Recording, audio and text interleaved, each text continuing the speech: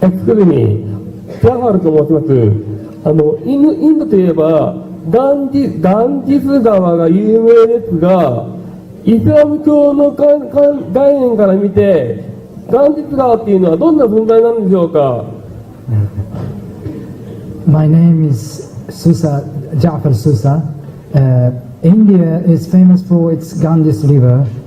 Ganges or Ganges River.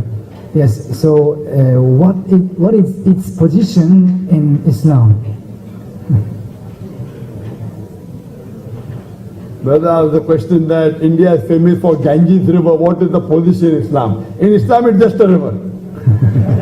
Almighty God says He sends water from the sky and leads it into sources. It's just a river.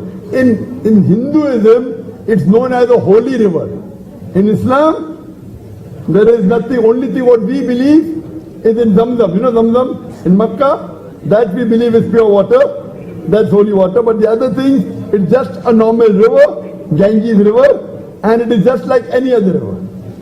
Hope that answers the question. イスラムにおいてはガンジス川というのはただの川です。